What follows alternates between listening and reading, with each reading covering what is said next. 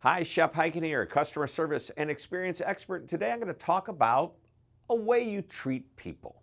My friend Norman Beck sends me interesting articles and stories on a regular basis, and recently he shared the story of a wealthy customer who entered a luxury store and asked to see a $25,000 chess set.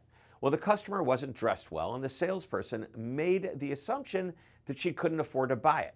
He assumed wrong and the customer walked away, but before leaving the store, she visited the owner's office, who was also a close friend. Well, she ended up buying the chess set, but only after she made the owner promise not to give the salesperson a commission.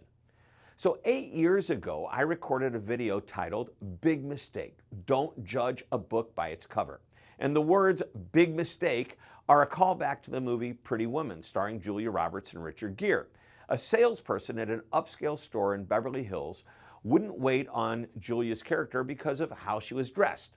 So I opened the video with an old proverb. Outward appearances are not a reliable indication of true character. Well, it's time to resurrect the idea with some thoughts that my buddy Norman shared. He said, you never know who people are, what they are, who they know, and what they know. You just don't know. So I assume they are the most important and influential people on the planet. Well, Norman's perspective highlights a common mistake in customer service. Assumptions can be costly. When we decide who someone is based on their appearance or a first impression, we risk a potential sale as well as building a longer relationship.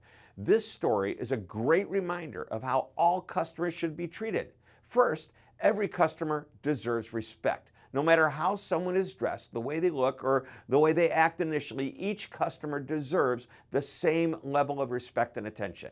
Next, first impressions can be deceiving.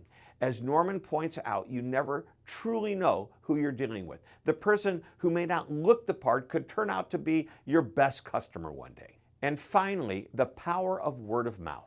The woman in Norman's story didn't just buy a chess set, she left with a lasting impression of the store that likely influenced how she talked about that store and the experience to others. Had she not been friends with the owner, who knows what negative comments she might eventually make to others.